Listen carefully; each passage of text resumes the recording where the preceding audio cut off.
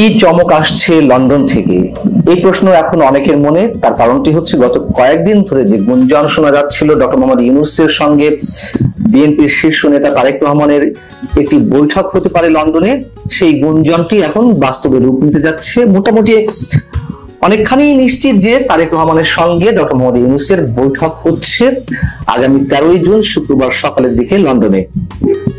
এবং সোমবার রাতে বিএনপির স্থায়ী কমিটির যে সভাটি ছিল, সর্বোচ্চ নীতি নির্ধারণী পর্যায়ের যে বৈঠক, সেই বৈঠকে তারেক রহমান ভার্চুয়ালি যুক্ত হয়ে নিজেই এই বৈঠকের কথা জানিয়েছেন ডক্টর মোহাম্মদ ইউনূস, এবং তার মধ্যকার যে বৈঠক অনুষ্ঠিত হতে যাচ্ছে। এবং তিনি এও জানিয়েছেন যে প্রধান উপদেষ্টার প্রেস উইং বা তার দপ্তরের মাধ্যমে তার সঙ্গে যে যোগাযোগ করা হয়েছিল বৈঠকের জন্য, তারেক রহমানের সঙ্গে যোগাযোগ করা হয়েছিল এবং তাদের মাধ্যমে সব দিনক্ষণ নির্ধারিত হয়েছে।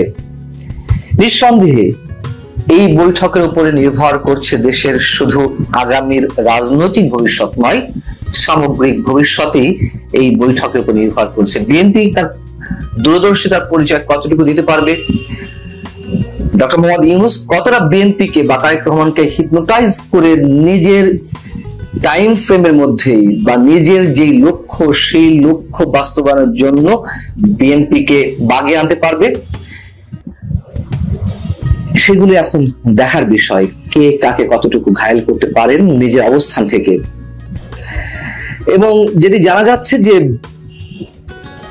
বিএনপির পক্ষ থেকে বা তারেক রহমানের পক্ষ থেকে আগামী ফেব্রুয়ারিতে নির্বাচন অনুষ্ঠানের জন্য দাবি জানানো হতে পারে এবং সেখানে তারা অনড় থাকতেও পারেন, তারেক রহমান অনড় থাকতেও পারেন। তবে এসব সম্পর্কে প্রধান উপদেষ্টার কার্যালয় থেকে এখনো পর্যন্ত কিছু জানানো হয়নি। প্রশ্ন হচ্ছে তাহলে কি বিএনপি পিছু হচ্ছে? গত 10 মাস ধরে আমরা যে বিএনপির কখনো কখনো তর্জন গর্জন, কখনো শীতল বাক্য, কখনো ডক্টর মোহাম্মদ ইউনূসের উপরে অতিমাত্রায় আস্থাশীল হওয়া, তাকে সম্মানের জায়গায় রেখে সবকিছু এগিয়ে নিয়ে যাওয়া বিএনপির যে বক্তব্যগুলো, সেই জায়গা থেকে আসলেই এই যে বৈঠকটি অনুষ্ঠিত হতে যাচ্ছে সেটিকে আমরা যদি ফেব্রুয়ারি মেনেও নেওয়া হয়, সেটিকে আমরা বিএনপির জন্য পিছু হটা বলবো কিনা। আমি মনে করি যে ডিসেম্বর এবং ফেব্রুয়ারির মধ্যে খুব বেশি পার্থক্য নেই, এবং যে উদ্দেশ্যে ডিসেম্বরের মধ্যে নির্বাচনের দাবি নানান কারণে বিভিন্ন পর্যায়ের এবং আবহাওয়ার দিক থেকে ডিসেম্বরকে বেছে নেওয়া হচ্ছে, সেই জায়গা থেকে ফেব্রুয়ারি একেবারে খারাপ সময় নয়। কিন্তু যদি আমরা এমন প্রশ্ন করি, তারেক রহমানের প্রস্তাবটি ডক্টর ইউনূস মেনে নিলেন, তারপরেও কি তার উপর আস্থা রাখা যায়? এটি আমি বিএনপির যে বক্তব্য সেই বক্তব্যের সূত্র ধরে বলছি। তার কারণ বিএনপির পক্ষ থেকে এরই মধ্যে একাধিকবার বলা হয়েছে এই সরকারের অধীনে কোনো নির্বাচন অবাধ, সুষ্ঠু, নিরপেক্ষ হবে কিনা সেটি বিবেচনা করে দেখার বিষয়। অর্থাৎ সরকারের নিরপেক্ষতা শুধু বিএনপির পক্ষ থেকে নয়, বিভিন্ন মহল থেকেই এরই মধ্যে প্রশ্নবিদ্ধ হয়েছে। ধরে নিলাম যে তারেক রহমান যদি ফেব্রুয়ারির প্রস্তাব দেন জাতীয় নির্বাচন অনুষ্ঠানের জন্য, ডক্টর ইউনূস মেনে নিলেন, কিন্তু কোন শর্ত দিবেন কিনা, এই জন্য এই শর্তের কথা বলছি। বর্তমান সরকারের অন্যতম মূল উদ্দেশ্য এই মুহূর্তে, এবং এই সরকার যাদের মাধ্যমে পরিচালিত হচ্ছে, ডক্টর ইউনূসের ভাষায় তার নিয়োগকর্তা যারা জুলাইয়ের বা আগস্টের আন্দোলনকারী বা জাতীয় নাগরিক কমিটি এনসিপির যে নেতারা, তাদের যে মূল লক্ষ্য জুলাই সনদ ঘোষণা করা। যদি জুলাই প্রোক্লেমেশন ঘোষণার টার্গেট তাদের থাকে, সেক্ষেত্রে বিএনপিকে ডক্টর মোহাম্মদ ইউনূস এমন কোন শর্তে বেঁধে দিতে পারেন কিনা যে তোমাদেরকে এটি মেনে নিতে হবে।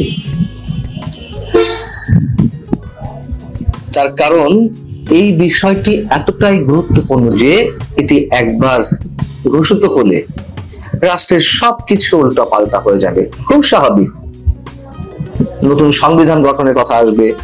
আবার আমরা দেখলাম স্থানীয় সরকার বিষয়ক উপদেষ্টা আসিফ মাহমুদ, তিনি একদিন আগেই বললেন যে এখন নির্বাচন বা তারা নির্বাচন কমিশনের প্রতি আহ্বান জানাবে স্থানীয় সরকার নির্বাচন করা যায় কিনা। আমার কথা হচ্ছে বিএনপি ট্রাপে পা দিতে যাচ্ছে কিনা, স্পষ্ট করে বলি। এবং এই জুলাই প্রোক্লেমেশন যদি ঘোষিত হয়, সেক্ষেত্রে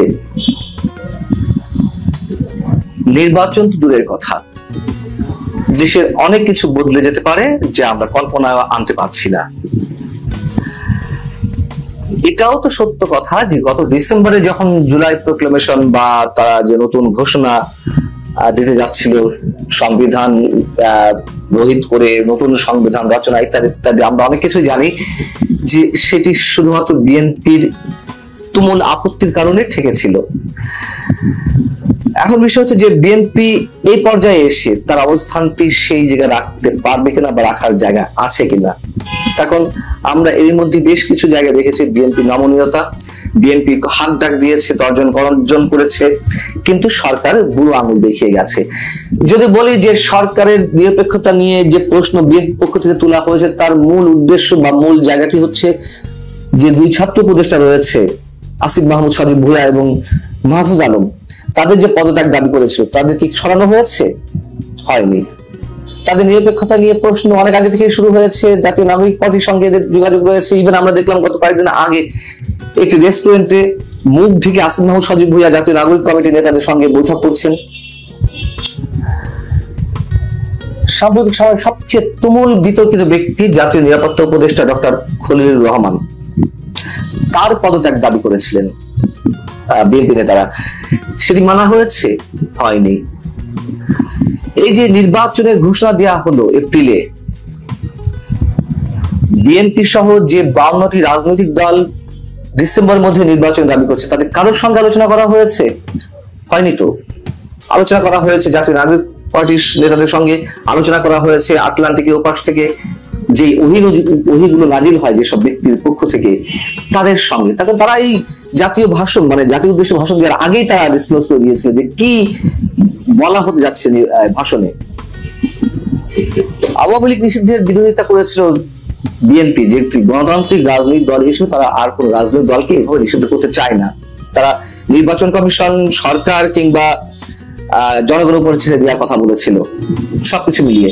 কিন্তু সরকার যে নির্বাহী আদেশে আওয়ামী লীগের রাজনৈতিক কার্যক্রম নিষিদ্ধ করলো বিএনপি কে বুড়ো আঙুল দেখিয়ে, একের পর এক বিএনপি বুড়ো আঙুল দেখিয়ে যাচ্ছে। এর মধ্যে আর একটা ছোট কথা বা ছোট বিষয় আনতে চাই, মানে এত সব জাতীয় গুরুত্বপূর্ণ আলোচনার মধ্যে বিএনপির বিরুদ্ধে যে চাঁদাবাজি অভিযোগ উঠেছে বিভিন্ন পর্যায়ে নেতাদের বিরুদ্ধে, তারেক রহমান কয়েক হাজার নেতাকর্মীকে বহিষ্কার করেছেন। না পেরে তিনি প্রশাসনের সহায়তা চেয়েছেন, প্রশাসনকে তাদেরকে আটক করার কথা বলেছেন, কিন্তু প্রশাসন বা সরকার তাদেরকে আটক করছে না। কেন? কারণটি হচ্ছে যে বিএনপি ইমেজ নষ্ট করা, এটা এখন ওপেন সিক্রেট। বিএনপি যে বিপদে পড়তে যাচ্ছে তার নমুনা বিএনপি বুঝতে মানে কতটা উপলব্ধি করতে পারছে আমরা জানি না। এবং 21শে মে সেনা প্রধানের বক্তব্যের পর, করিডোর, বন্দর, নির্বাচন ইস্যুর কথা বলার পরে যখন সরকারের পায়ের তলা থেকে মাটি সরে গেল, আমরা পদত্যাগ নাটক দেখলাম, তখন বিএনপিকে ডেকে মোটামুটি নিজের অবস্থানটা আবার পোক্ত করলেন ডক্টর মোহাম্মদ ইউনূস, বিএনপিকে ব্যবহার করে। এবং এর মধ্যে দিয়ে অনেক ধরনের প্রশ্ন তৈরি হয়েছে বিএনপি সম্পর্কে, যে কেন বিএনপি তার কঠোর অবস্থানটি বজায় রাখতে পারলো না, ডিসেম্বরের মধ্যে নির্বাচনের বিষয়টা আদায় করতে পারলো না, অথচ তাদেরকে ডক্টর ইউনূস ব্যবহার করলেন।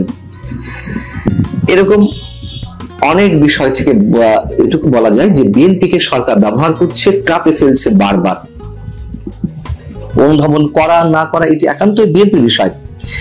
এবং আরো একটি বিষয় এর সাথে উল্লেখ করতেই হয়, আওয়ামী লীগ সরকারে বা শেখ হাসিনার চাটুকর দালাল সাংবাদিক হিসেবে আমরা যাদেরকে চিহ্নিত করেছি, যে গণতন্ত্রের কবর রচনা করতে বা গণতন্ত্রের কণ্ঠরোধ করতে এই সাংবাদিকরা দালালি করেছেন, এই ধরনের এক শ্রেণীর সাংবাদিক এর মধ্যে ডক্টর ইউনূসের আশপাশে ঘিরে গেছেন, আর ডক্টর ইউনূস কাছে টেনেছেন, বা তারা ডক্টর ইউনূসের চাটুকারিতা করে নানান ধরনের সুযোগ সুবিধা ভোগ করছেন, নানান ধরনের পদ পদবি এর মধ্যে নিয়ে নিয়েছে। আমরা দেখেছি তাদের কারো কারো পক্ষ থেকে এখন বিএনপির জয়গান গাওয়া হচ্ছে বিএনপিকে কনভিন্স করার জন্য।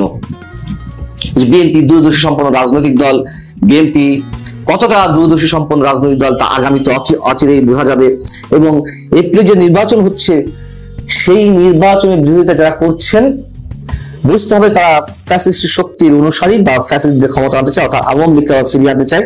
কি অদ্ভুত কথা, কথায় কথায় ভারত বিরোধিতা, কথায় কথায় মানে কিছু যৌক্তিক দাবি করলে সেটি আওয়ামী দালালি হয়ে যায়। যাই হোক, এখন এইগুলো বলে বিএনপিকে কাছে টানার একটি চেষ্টা, ঠিক আওয়ামী চাটুকার সাংবাদিক বা দালাল শ্রেণী যা আছে তাদের মতন করে এখন বিএনপি সিদ্ধান্ত নিতে হবে আসলে বিএনপি কি করতে যাচ্ছে।